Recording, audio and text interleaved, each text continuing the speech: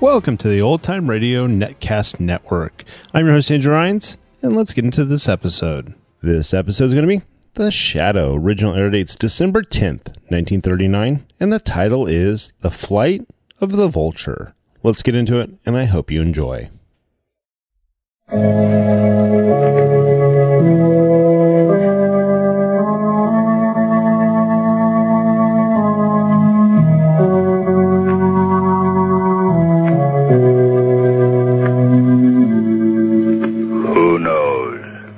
Evil lurks in the hearts of men.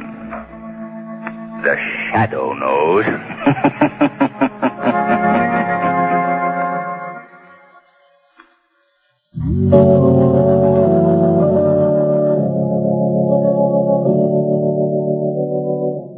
The Shadow, mysterious character who aids the forces of law and order, is in reality Lamont Cranston, wealthy young man about town. The Shadow uses his hypnotic power to cloud men's minds so that they cannot see him. Cranston's friend and companion, the lovely Margot Lane, is the only person who knows to whom the unseen voice of the Shadow belongs. Today's story, The Flight of the Vulture.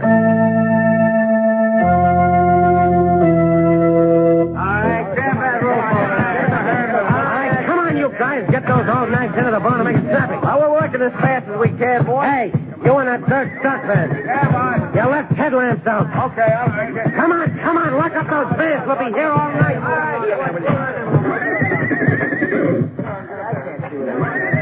Okay, Calcate. All set. The old nags in the barn, the thoroughbreds in the stock vans. You count them careful? Sure did. One old nag in the barn for every thoroughbred horse we took out. 10 horses in, 10 horses out. All right. All right, you men driving those stock vans, you've got your orders, so get going. Okay, boss. Here we go. All right. Come on, push him along. Roll them fast, will you? Hush. Yeah, boss. All those old nags tied up in their stalls? Yeah. Not a chance of any of them getting out. They're tied fast. All right, let's go in the barn. Right. Open it up. And I guess everything's all set. Horses are quiet in their stalls. All right, put them at you, that straw in the corner. Right. This place ought to go up like a piece of paper. There she goes, Calcate. All right, let's get out of here. Bolt that door.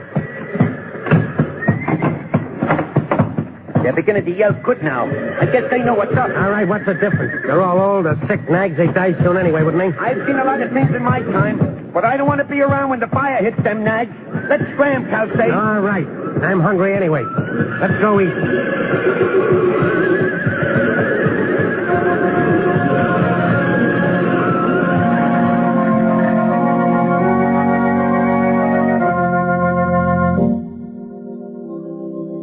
You think this Mr. Calcade's going to show up? He said he would, Clara. Honest, Mark, I most wish he wouldn't show up at all. I know how you feel, Clara. I hate to part with old Jim myself. Why, that old horse practically raised our Bobby. You know, I'm mindful of the time he waded out in the river when Bobby was drowning. That old horse acted like a human. He pulled alongside so the lad could climb on his back. I wish we could keep old Jim, Clara, but what can we do? If we don't pay no taxes, we won't have no home. All I know is we're in want. I know. The Lord's providing. It ain't for us to wonder why. Blessed be the Lord. Amen.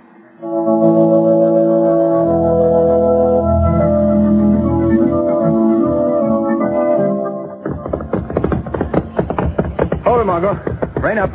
Oh, boy. What is it, Lamont? Why are we stopping? I just wanted you to feast your eyes on this countryside. Oh, it is lovely, isn't it? Isn't it? Doesn't that hill over there remind you of a scene in one of those old Western movies you saw when you were a kid? See, it does, it's that. All it needs is a silhouette of William S. Hart on horseback.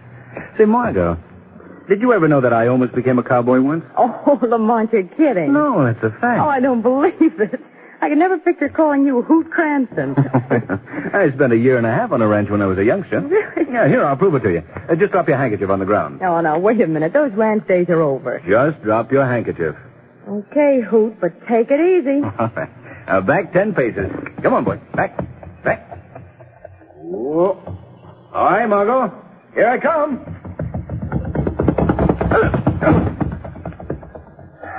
Well, anyway, you got the handkerchief. Yes, but who's going to get my horse? Here it comes back again. Listen, from now on, Hoot, I'd advise you to do all your handkerchief picking up in department stores. I think you're right, Margot. Hi, Mr. Cranston. Miss Lane. Well, hello, son. Well, Bobby Heflin, you're getting to be quite a little man. Why, you've grown a lot since the last time we visited the Wentworth. Gee, Miss Lane, you look pretty in that riding suit. Oh, Bobby, bless you, and thanks. Bet Mr. Cranston thinks so, too. Tell you, Lamont, there's nothing wrong with that young man's poise. Oh, quite the urban young gentleman. I'll have to tear a leaf from his book. Not a bad idea. How are your mother and father, Bobby? Mother's fine, but Dad's ailing with rheumatism. Oh, that's too bad. Oh, how about your old horse, Jim? I hope he's all right. There he is. See? Over by the barn. Oh, yes. Suppose he remembers us, Bobby. Who, Jim? Say, he never forgets a friend. Call him. Hey, Jim. Look at his ears go up. He heard you. Come on, Jim. Come on, sir. Come on. Oh, he is coming. He remembers you all right, Mr. Cranston. Come on, old fella. Come on. Oh, he's a wonderful old horse, isn't he? Wonderful. Of course he is. Well, Jim, old boy, how are you? See, Mr. Cranston, he's talking to you. Well, you're a good old horse. You're one of the finest jumpers I've ever seen. Weren't you, Jim, huh? Nod your head, that's it. Can he still laugh, Bobby? Oh, sure. Want to see? Hey, Jim, give Miss Lane a smile. He's not smiling, he's laughing at me. Well, Bobby, we must be going along. Thanks for a very interesting little exhibition. You're welcome. Goodbye, Miss Lane. Goodbye, Mr. Cranston. Bye, Bobby. So long, Jim. Bye, Bobby. Bye. Come on, Jim. Let's go and get you some water. Gee, Jim, someday I'm going to get a nice riding suit like Mr. Cranston had. Then you and me will ride way over to Martinsville. Hey, Bobby. Come here, son. Oh, Pa, Miss Lane and Mr. Cranston were just here. They're visiting the Wentworths. That's all. You just missed them. Oh, did I? That's too bad. Hey, Heflin. You go to the house, son. Your ma wants you. Can I take Jim to Waterford, Pa? No, son. You leave Jim here. This gentleman wants to look him over. Look him over? What for? You a veterinary, mister? No, kid. Bobby, go to the house. I'll tell you all about it later. All right, Pa. Don't talk in front of the boy, Mr. Calcade. Old Jim's the apple of his eye. I guess the old horse loves the boy just about as much. Yeah, kids are funny. They can get attached to any old miserable nag. Yeah. Well, I told you old Jim didn't amount to much as you figure horse flesh. Certainly a bag of bones, all right. But he means a lot to folks hereabouts. Well, if anyone's willing to pay more than $20 for him, they'll bet on my price. $20. Is that what you're offering me? Well, I'll tell you what I'll do. I'll give you $35. Now, before you answer me, look at my stock van out there on the road. See them old nags? Yes? Well, I bought the push of them for what I'm offering you for this one. All right. All right, the horse is yours. Treat him well. He's been a good old fella. Yeah. Don't worry about that, mister. I know how to treat horses. Yep. Poor old Jim. Pa! Oh, Pa! Bobby, go back to the house, son. Go back. That man, he's taking old Jim away. Where's he taking him, Pa? Where's he... Look, son, you love your ma and Pa, don't you? Yes, Pa, and old Jim, too. I love him. Yes, I know you do. We all do. But, son, you know me or your ma wouldn't do anything out and out wrong, don't you? Yes, Pa. Well, you'd believe me if I tell you we were in danger of losing the farm. Yes, Pa. You know, Jim never refused to do anything to help us. No, never, but Pa... Listen to me now, son. All right, Pa. That's what Jim's doing now. He's helping us, same as always. Helping us keep our farm. And you got to help too, son. By being a little man now, you... But, Pa, how's Jim helping us by going away with that man? Well, son, it's like this. We need money, need it bad. Taxes... Pa, you ain't sold Jim. Answer me, Pa. Yes, son, we had to. Oh, no. Oh, don't, Pa. Get him back. Easy now, son. Pa, Jim's our friend. Will people sell a friend? No, Would but... you sell me, Pa? Oh, Lord bless you, no, son, of course not. You sold Jim. Son, I'm trying to make you understand. There's a lot of things people have to do against their will. This is one of those things. Don't you understand that? No, Pa. Well, you will someday. Someday you'll understand. Now, come on, son. Let's go to your ma. Pa, look. That man. Yeah. He's making Jim get in with those other horses. Don't look over there, son. Come to the house now. He's whipping Jim. Pa, stop him. Don't let him do that. Come on, son. Come on. No, make him stop. Make him let Jim go. Son. Jim. Come back, son. It can't be. You can't do Come that. back, son. Jim.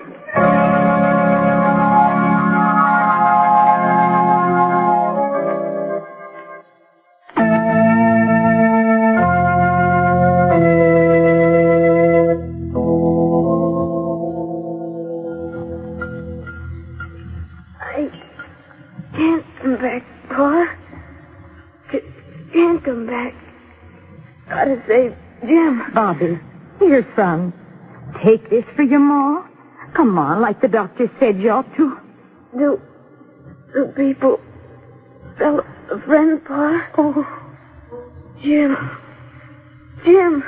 your pa's gone to get Jim back, son. Now, won't you take this? So you'll get a little bit of sleep. Jim. Never come back. Never. Oh, Lord have mercy. Ain't nothing to be done for our little Tice. Nothing. Oh, don't, Mrs. Helfen, don't give way. Here. Let me have that medicine. He ain't closed an eye in 2 days. Margot, Yes, Lamont. take the spoon. All right. Bobby, now listen to me. This is Mr. Cranston. Mr. Cranston? Yes. Mr. Cranston. Mr. Cranston. I saw you coming over hill. Riding old Jim. Bobby, will you drink this for me? It'll put you to sleep. And when you wake up, we'll talk about Jim. Well, when you bring him back? Yes, Bobby, I will. Oh, Mr. Cranston. If you do, I'll pray for you. Old Jim. Thank you, Bobby. Now, will you take the medicine? Here we are. That's it. Take a good long drink, son. Okay. And just a little more. There, that's fine. Now, lie back and sleep. Sleep. Wake up. Talk about Jim. Talk about old Jim. Bobby. Son. Oh, you've done it. Praise be the Lord. You've done it. He's going off to sleep. Oh, thank heavens. He certainly needs it badly. Well, there's only one thing to do. Old Jim will have to be brought back. Back? What do we give the farm if need be to get him? Poor Mark's walked his shoes bare trying to find that Mr. Calfade. Nobody knows him hereabouts. You say nobody knows this man Calfade? None that we can find. He just come round and paid us $35 for Jim.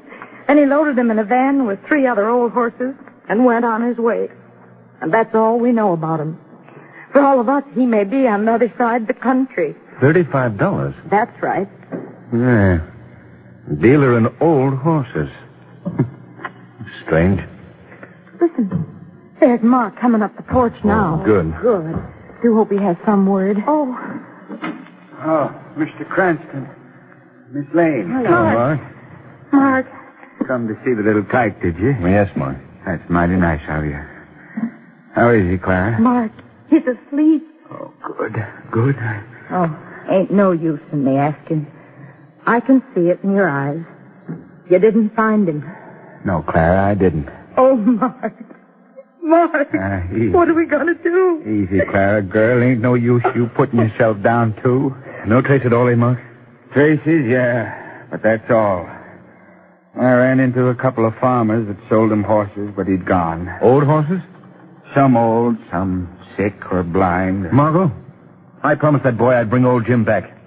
Well, maybe I can't, but I'm going to give an idea I have a good fling. Oh, good for you, Lamont. Good night, Mrs. Heffernan. If I stir anything up, Mark, I'll get in touch with you right away.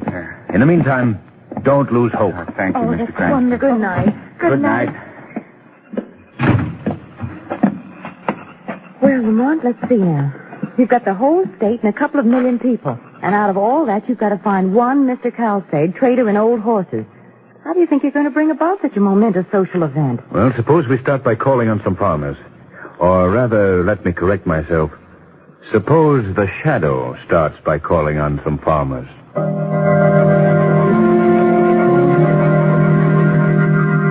Calsade, you say? You never heard of him, never? Night before last, he was here. Bought an old sorrel horse. Long about noon today he came, but I had nothing to do.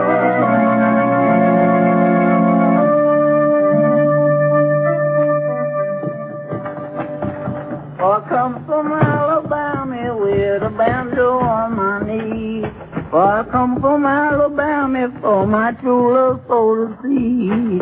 Oh. Uh-oh. Sorry to interrupt your song, but I'm pressed for time. Pull up. Whoa there, mustard plaster. Whoa. Whoa there. Yeah, that's better. Now we can talk. Who is that addressing Rufus? Whoever you is, come on out from under that hay. That ain't no place for talking with a gentleman. I'm not hiding in your load of hay, Rufus. I'm sitting right beside you. Yeah, you see you... Oh, now chicken fritters I done eat. What kind of game are you all playing? I don't see nobody beside me. You can't see me, Rufus. I have the power to cloud men's minds and make myself invisible. Oh, Lord, help me. You're not afraid, are you, Rufus? Afraid? Mister, I'm scared stiff. I mean no harm. I simply want to ask you a few questions. You ain't the man from down below, is you? Because if you is, I want to tell you that that was... I'm not the man from down below. I'm the Shadow. Yes? I want to ask you if you know a man by the name of Calsade. Boss, I swear I never met the gentleman my whole life. He's a horse trader, and he goes A horse about... trader? Yes. Horse trader, you say? Well, there's a gentleman was buying a horse from my boss tonight. Yes? What kind of horse? Well, sir, he ain't no account. An old horse? No, sir. Yes, sir. Rufus, don't mention a word of this to a soul. I want to follow that man when he leaves your boss's farm. Remember now, not a word. Mr. Shadow, after this, I don't reckon I'll be able to open my mouth for at least 4 days.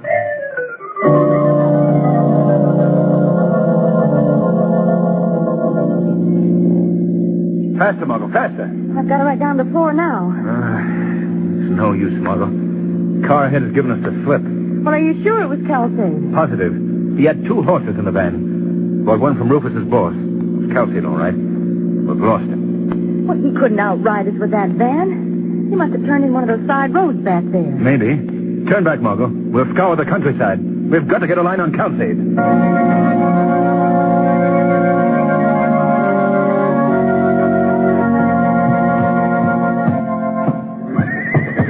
Okay, Hockey, the stock vans of the thoroughbreds got away safe. Now we got to work fast. Pile up that hay near the end store. Right, boss. Hey, you think that car on the road was tailing us, Calsade? I don't know, but I ain't taking any chances. Got to burn up those old nags fast. Well, there won't be anything left to prove anything when we get through here. Hey, but look, Calsade, we've been pretty lucky so far with all the stables we've been burning. But how much longer are we going to get away with it? You let me worry about that.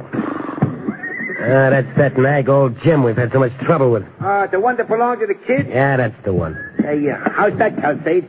I got all the hay piled up. That's swell. Now drop a match on it. Oh, gee, this is the part that I don't like, boss. Shut up and do what I tell you. That'll take care of it, all right.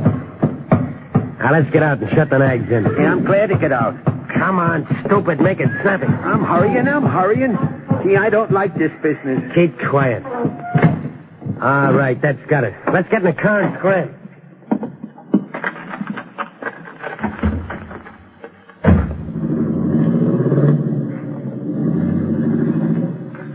Come on out, Margot.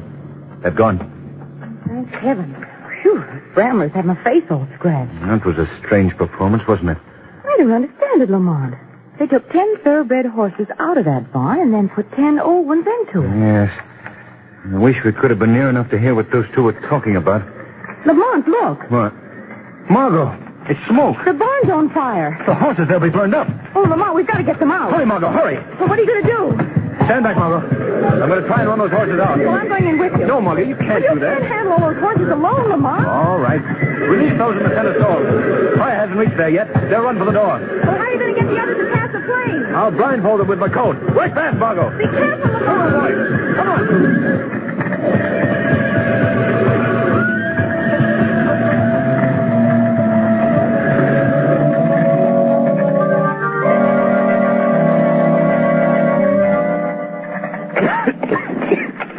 Come on, boy. Good boy, come on. Margot. Yes, Lamont. Where are you? I'm out here. I'm all right. Have we got them all? I think so. Ooh, the smoke's blinded me so I can't see the car. Yeah. Let's see now. They were 10. Margot. What is it, Lamont? Jim. Where's Jim? Oh, Lamont. He's not out here. Jim! Jim! He's still inside, Margot. I've got to get him. Oh, you can't go in there now, Lamont. The side wall's ready to come down. I've got to, Margot. I've got to get Jim. Lamont, don't go in there, please. Jim! Jim! There. Steady, old boy. Come on, Jim. Come on, boy. Lamont, the wall is coming down.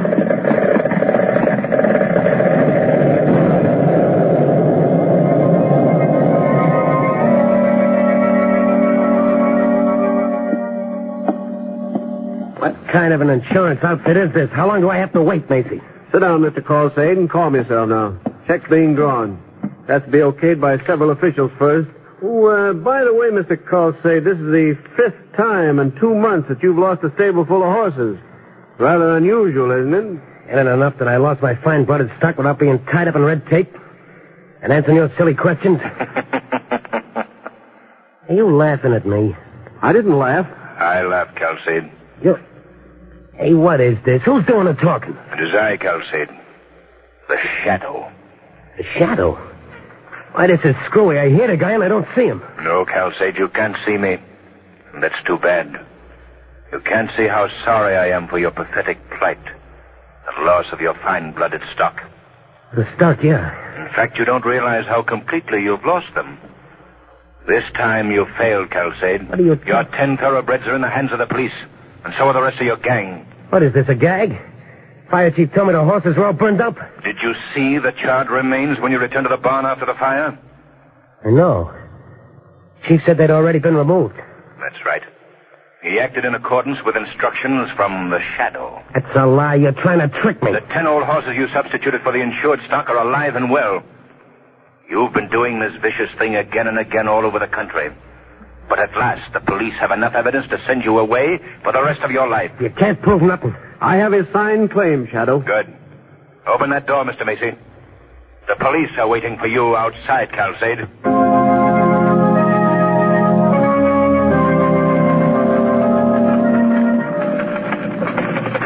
Well, package is all set, Margot. How about the note? Here you are, Lamont. All right, read it to me, will you, Margot? Mm-hmm. Dear Bobby, enclosed is your riding habit, made just exactly like Mr. Cranston's. Old Jim's blanket should reach you before you get there. Mm-hmm. We are both looking forward to our ride over to Martinsville with you and Jim. Love. Good. I'll put it right on top. All right.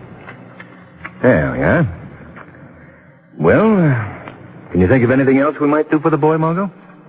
Well, you could teach him your handkerchief trick. Oh, no. Hoot Cranston does not ride again.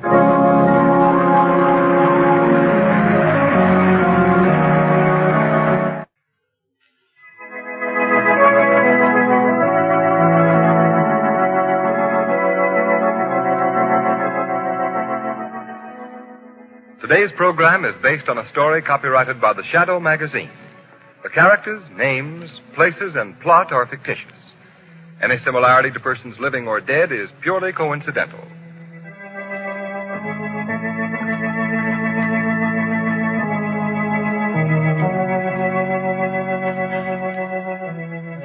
The weed of crime bears bitter fruit.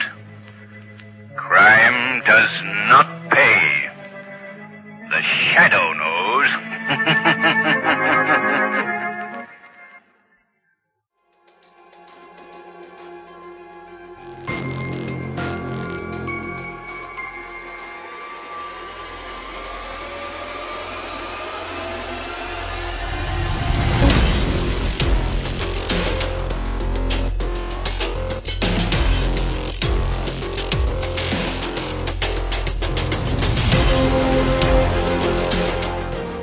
Welcome back. I hope you enjoyed this presentation from the Old Time Netcast Network.